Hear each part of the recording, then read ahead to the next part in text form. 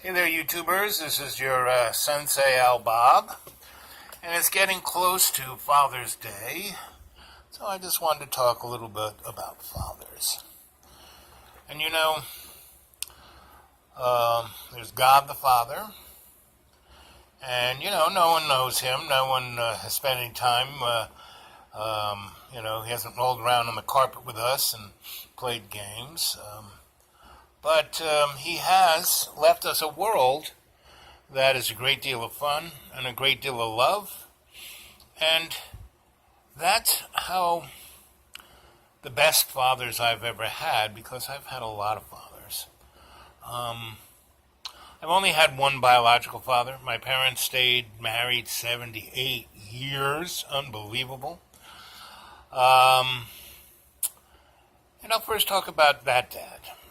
So my biological father, Ray, was a triple Virgo, and my mom was a triple Capricorn. So my dad was always right, and my mom controlled the world. So that was the forces of nature were my parents, and they were great in their own way, and they were terrifying in their own way. And that was my dad. And one of the first things I ever remember, I must have been, an infant, but I remember him holding me. And just holding me and carrying me. I was a little sick child from birth till 10. And really always sick around them. Because when I was with my grandma, I wasn't ever that sick, but around them I was always sick. And around my birthday, I would get sick, because at my birth I kind of died, and then they kind of, the trap door of death snapped, and someone kept me from getting my neck snapped. And I remember being carried by my dad from the hospital home. And my mother drove, and she never drove. And he carried me from the hospital to the home. And instead of being let into the home, my father put me into a dresser drawer in the outside porch. And it was February. I was born in February, so it was darn cold out there. And they weren't psychopaths, so they had put a radiator. It was like a sunroom, and they had put a radiator in there. So that radiator was put in there by my Uncle Steve and his boys from LaGuardia, that then became Kennedy Airport after Kennedy's assassination. And he was like the head plumber, head janitor, he was head of maintenance. And, that was a pretty good job.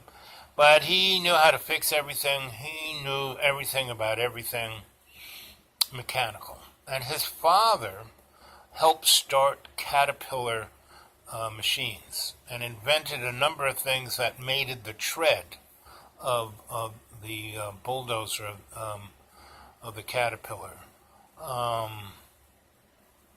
And he never quite got rewarded for it.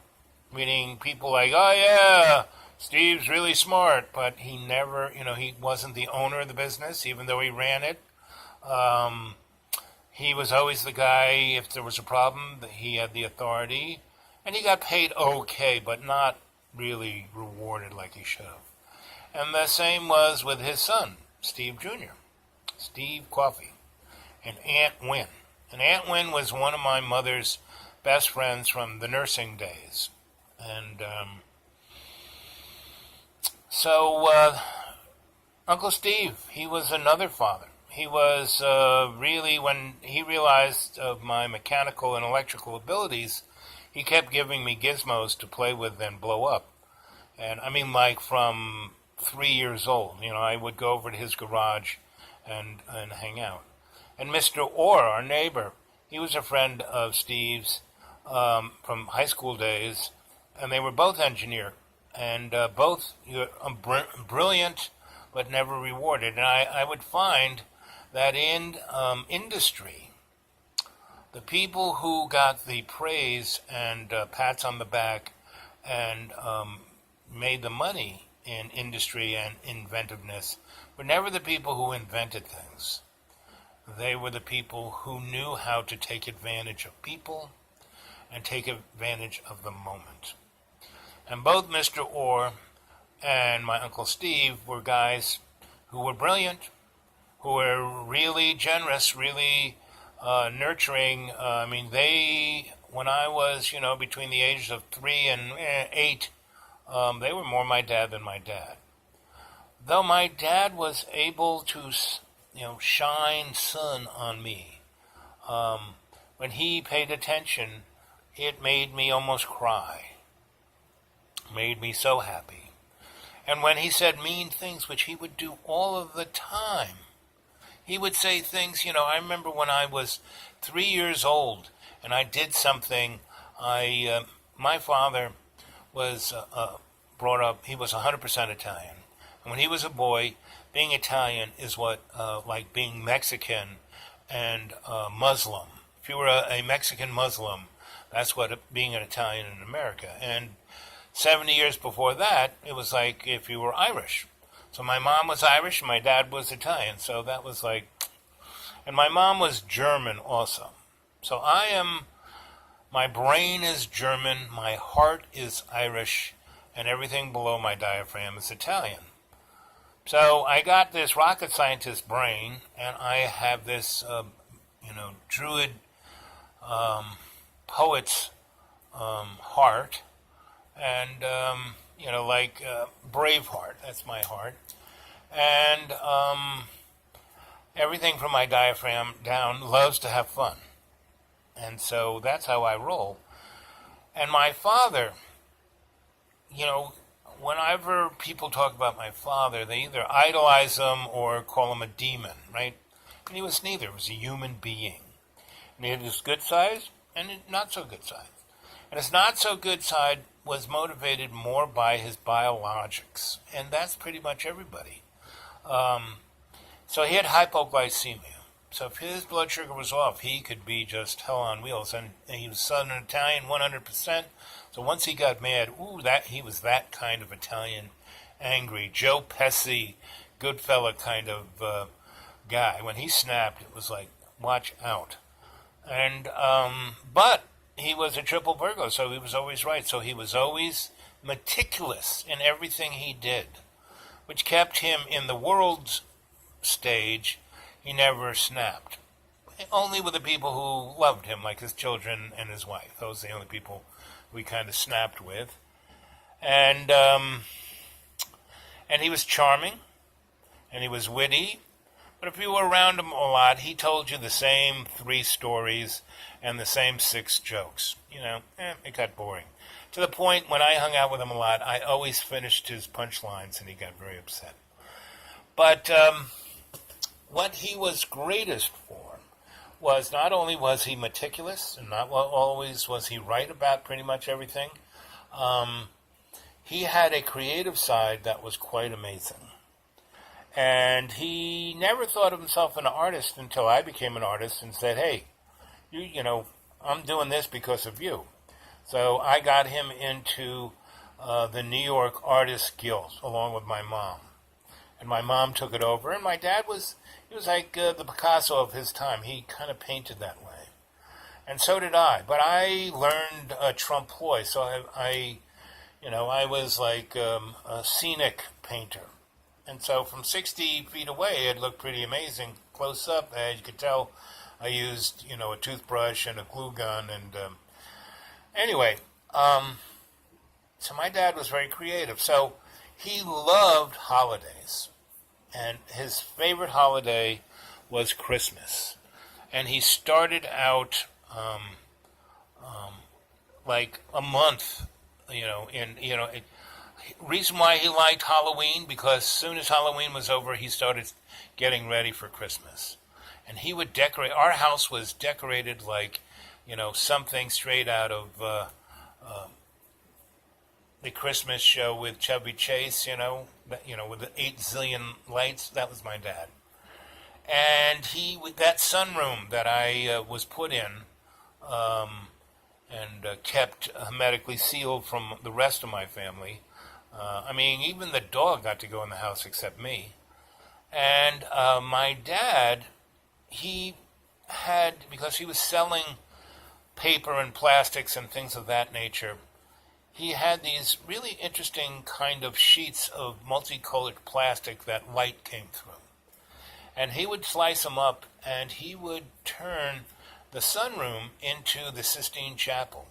He would do scenes, of the creche of baby Jesus and Mary and out of this plastic and scotch tape it to the windows and cover the whole window so it'd be one gigantic image, right? And then put a light from behind it, and so everybody outside would see this, amazing stained glass window. And during the day, when the sun came in and I was in my, dresser drawer, I would see the amazing colored light show coming through. And when the plastic, after February, after he would take down the Christmas stuff middle of January. So when I came home, it was like super bright and sunny and during the day, and quite interesting at night, because all the people's homes, all the lights and the moon and the stars, I would see through those windows. But what was most interesting was when the radiator, big Uncle Steve put this gigantic radiator, so it was like, it wasn't cold out there, even though there wasn't an ounce of insulation. But that radiator got the steam straight off the boiler downstairs, first jolt. And actually the boiler was kind of underneath me, so every time the sucker went on, it used to be a coal boiler, and then they turned it into oil. But the, 30, 40, 50 years of coal was still in the porch. So every time the boiler would turn on, it would kind of semi-explode and jostle the porch, and the coal dust would come up and be swirling around me. And what was even more exciting was the sunlight would come through the windows. The radiator had a steam vent at either end, so these jets of steam would come up and cover the windows with water, steam, and then the steam would be turned into ice, because it was only glass, single pane, it's like 30 degrees below zero outside and 70 degrees inside, and that water would turn to ice, and then the sun would come through those windows as rainbows. And rainbows were just all over me, and the hydrocarbons of the oil and coal dust were all around me, and I remember that. And I remember my father bringing me home from the hospital, and I never really got any attention by my mom. She was always doing other stuff.